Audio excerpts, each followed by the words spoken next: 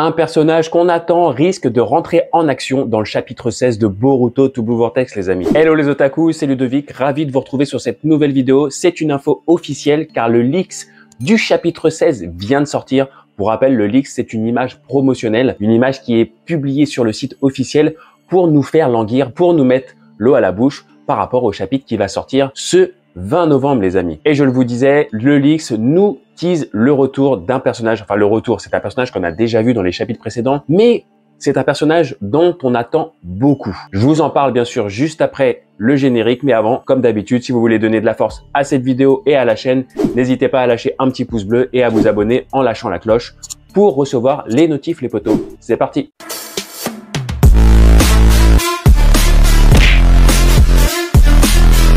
Le leaks du chapitre 16 est là, les amis, et regardez, nous voyons les deux partenaires de Shinki, Ayada et Yodo, qui sont là et qui accueillent le fameux ninja de Konoha. Konoha qui va donc apporter son aide à Suna. Le conflit devient mondial, c'est officiel, on le savait déjà avec l'attaque de Matsuri sur Gaara. Mais là, l'alliance entre les villages va amplifier la chose. On attaque un village, ça veut dire qu'on attaque aussi les alliés, les potos. C'est comme ça que ça fonctionne. Donc l'alliance de Konoha et de Suna va entrer en jeu pour tenter de secourir Gaara, bien évidemment, mais ça annonce quelque chose de grandiose. Vous la voyez venir, cette fameuse 5e grande guerre ninja, même si là, ce ne sont pas les ninjas qui s'affrontent.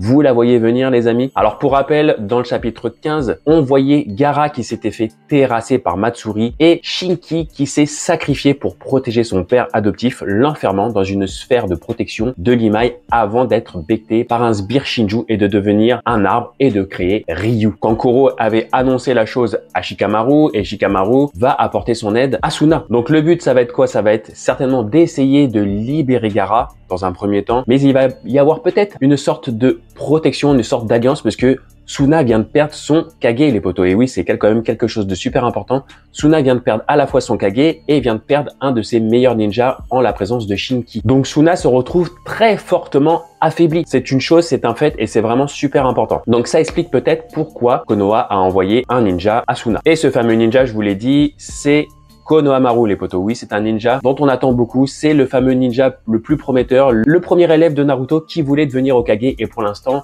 il nous a pas montré grand chose dans Boruto et dans Boruto to Blue Vortex. Cette arrivée de Konohamaru à Suna veut dire pas mal de choses, ou en tout cas annonce pas mal de choses. La première chose, moi, qui me vient en tête, c'est qu'on voit un Konohamaru en gros plan. Il est difficile de dire s'il est tout seul ou s'il a amené quelques alliés avec lui, mais ça m'étonnerait que Shikamaru ait envoyé Konohamaru tout seul. En général, on envoie une équipe, même si c'est une équipe réduite, parce que Konoha est également en danger, donc Konoha ne va pas se vider de ses ninjas, il risquerait trop gros, mais il a pu envoyer quand même une équipe réduite. Je pense fortement que Konohamaru est accompagné de Mitsuki, et je vous explique juste pourquoi après. On aurait pu penser bien évidemment à Sarada et Sumire, mais Sarada étant la cible de Hidari, je pense pas que Shikamaru l'ait envoyé en dehors du village, ça serait beaucoup trop dangereux pour elle, et il y a un petit truc scénaristique dont je vais vous parler juste après, qui me fait dire que ça pourrait être plutôt Mitsuki qui accompagne Konohamaru. Bien sûr, on aura la réponse dans le chapitre qui sort le 20 novembre, mais je vous explique tout ça tout de suite pourquoi je pense à Mitsuki. Puisque Konohamaru est à Suna et que à Suna, il y a également Gaara. Ça fait déjà deux cibles de Shinju. La cible de Matsuri qui est Konohamaru et la cible de Ryu qui est Gaara. Je ne vois pas envoyer en plus Sarada, ça ferait une troisième cible puisque c'est la cible de Hidari. Ça fait beaucoup, je pense. Par contre, pourquoi Mitsuki? Eh bien, Mitsuki maîtrise le Raiten et est un spécialiste du Raiten grâce à son mode Sennin des serpents. Et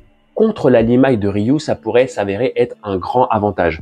Honnêtement, s'il y a quelqu'un qui peut apporter un avantage pour aider Konohamaru en cas d'attaque de Matsuri et de Ryu, je vois pas comment scénaristiquement Konohamaru pourrait tenir et ne pas se faire tuer en 3 minutes. Il faut qu'il y ait un ninja capable de l'aider et honnêtement, Mitsuki, c'est le plus probable pour pouvoir l'aider dans ce contexte actuel. Dans cette image leaks, il n'y a pas grand chose de dit explicitement. On voit juste les partenaires de Shinki qui souhaitent la bienvenue aux ninjas de Konoha.